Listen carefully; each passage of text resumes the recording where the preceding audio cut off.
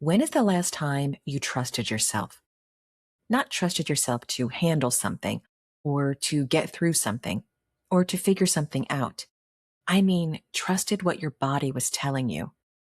Trusted the quiet knowing that arrived before your mind caught up. Trusted that what you needed was actually what you needed, even when it didn't match the plan or the advice or the expectation. For most of us, that kind of trust got interrupted somewhere along the way. And in episode 2 of the Tending Hour, that is exactly where we begin. I'm Mary Jane, and today we talk about trust. You are someone who is trying to live well, someone who senses that real wellness goes deeper than what you eat or how often you move, that it lives in the stories you carry, the emotions you navigate, the relationships you cultivate, and the body you have been living in all along. The Tending Hour is a podcast about what it means to tend to the whole of who you are across all 3 dimensions of your life: spiritual, physical, and relational. I'm Mary Jane, integrative health and wellness coach, National Board Certified Health and Wellness Coach, and founder of Trilateral Transformation. Each season, we explore a different territory of the whole person life. Each episode, we go there across all 3 dimensions, slowing down, looking honestly at what is happening beneath the surface, and practicing, together, the kind of care that a whole person deserves. No quick fixes, no performance, just real, honest, whole person tending. At trilateraltransformation.com, there is a companion workbook available for every season, a self-guided reflection space designed to help you process what each episode stirs, go deeper with the guided prompts, and carry the season's work into the texture of your actual life. Wherever you are starting, you are in the right place, and whatever you are carrying, there is room for it here. This is the Tending Hour, and you were made for this kind of tending. Welcome back to the Tending Hour. If this is your first time here, welcome. You can always go back and listen to episode 1, where I introduce the whole framework behind this work. But you don't have to. You can start right here, right now. Because today's topic, it meets you exactly where you are. Today, we're talking about trust. I want to start with a question, and I want you to really sit with it, not just answer it quickly in your head and move on. When is the last time you trusted yourself? Not trusted yourself to handle something externally, to get through the hard thing, to figure it out, to keep going. I know you can do all of that. You've proven that probably more times than you can count. I mean, trusted yourself on the inside. Trusted what your body was telling you. Trusted the quiet knowing that showed up before the logic did. Trusted that what you needed was actually what you needed, even when it didn't match the plan, the advice, or the expectation. For a lot of us, and I include myself in this, that kind of trust got interrupted somewhere along the way. Maybe you learned early that your feelings were too much, or not enough, or inconvenient, so you got very good at overriding them. Maybe you followed advice from experts, or people you loved, or systems you believed in, and it didn't work. And somewhere in that disappointment, you stopped trusting your own instincts too. Maybe life just moved so fast for so long that you stopped checking in with yourself altogether. Not because you didn't care, but because there was always something more urgent than your own inner voice. Whatever happened, I want you to know this. You didn't lose your ability to trust yourself. You just got very practiced at not listening. And that is something we can work with. In trilateral transformation, trust isn't just one thing. It's not just a mindset shift or a journaling practice. Trust lives in all 3 dimensions of who you are. And it looks and feels different in each one. So let's walk through them together. In your spiritual life, trust is about the relationship you have with your own inner knowing. There's a part of you that knows things, not the thinking part, The feeling part, the part that goes quiet when something is wrong before you can name why.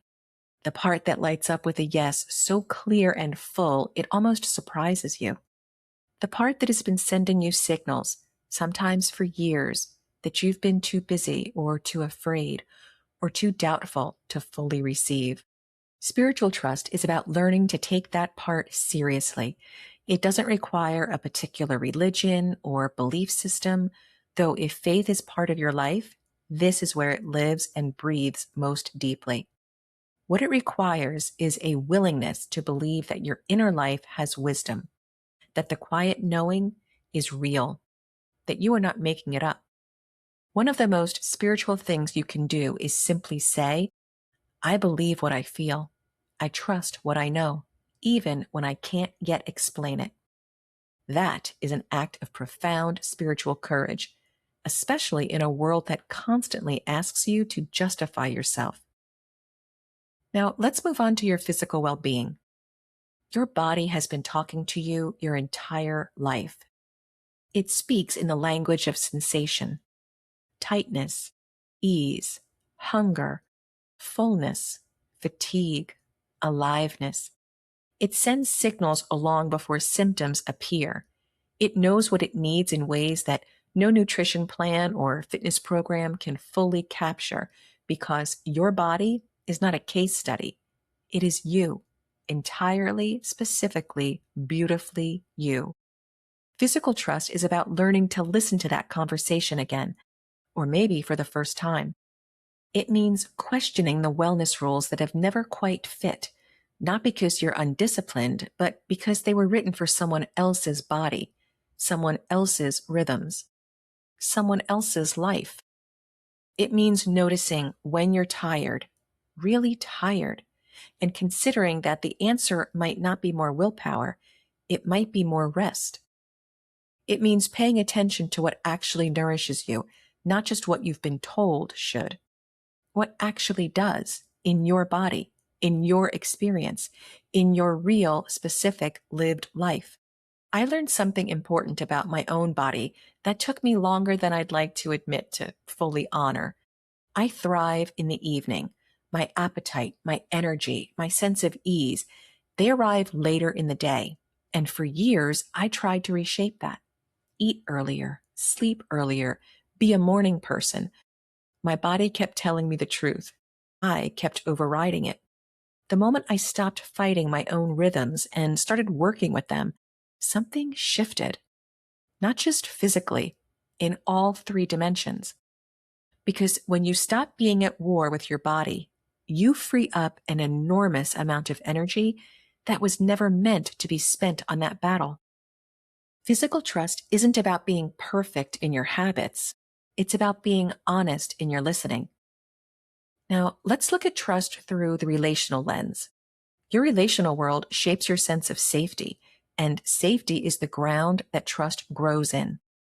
This is the dimension of trust that people don't often expect to find in a wellness conversation, but it belongs here deeply. When the relationships in your life feel unsafe, when you've been let down or dismissed, or had to make yourself smaller to be accepted, your nervous system takes note. It starts to protect you. It builds walls that made perfect sense at the time.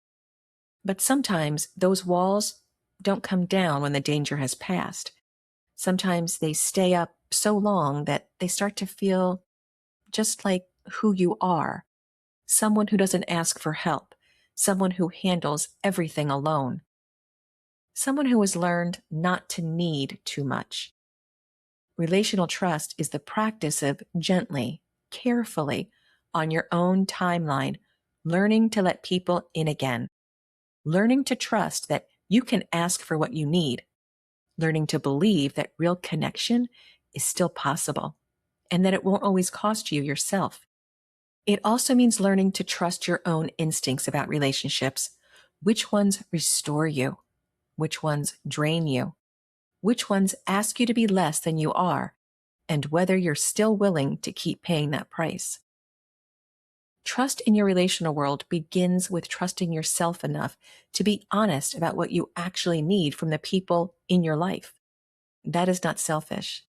That is the foundation of every healthy relationship you will ever have. So, how do we actually begin to rebuild trust, especially when we've spent a long time not listening to ourselves?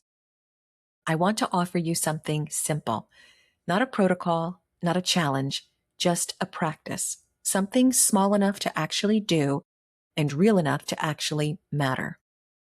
I call it the trust check-in, and you can do it anywhere, anytime in about 60 seconds. It goes like this.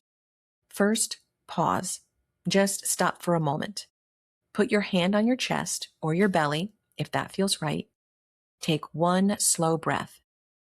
Then ask yourself 3 questions, one for each dimension. For your spiritual life, what do I know right now that I haven't said out loud yet? For your physical well-being, what is my body asking for in this moment? For your relational world, where do I need to be more honest with someone, including myself? You don't have to answer perfectly. You don't have to act on everything immediately. The practice is simply in the asking, in creating the pause, in treating yourself like someone whose inner life is worth a moment of genuine attention. Because here's the truth about trust. It doesn't come back in one dramatic moment of clarity. It comes back in the accumulation of small moments where you chose to listen, where you chose to honor what you heard, where you said quietly to yourself, I believe you. That is how it comes back, one small moment at a time. Before I let you go, I want to say something that I mean completely. The fact that you are here, listening to this conversation about trusting yourself, tells me something about you. It tells me that some part of you already knows that you've been overriding yourself, and some part of you is tired of it. And some part of you, maybe the quietest, most essential part, is ready to come back. You don't have to figure out how to trust yourself all at once. You just have to be willing to start. This week, I want to invite you to try the trust check-in just once, just one time in one moment when you remember. Ask the 3 questions. Listen for whatever comes. Write it down if that helps, or just hold it quietly. And if what comes up surprises you, if something rises to the surface that you didn't expect, that is not a problem. That is the beginning. In our next episode, we're going to stay in phase 1 align, and we're going to go somewhere that is deeply connected to trust. Sleep. Not as a health metric, not as something to optimize, but as an act of surrender and what it means to finally let yourself rest. I'll see you then. Until next time, tend to all of you.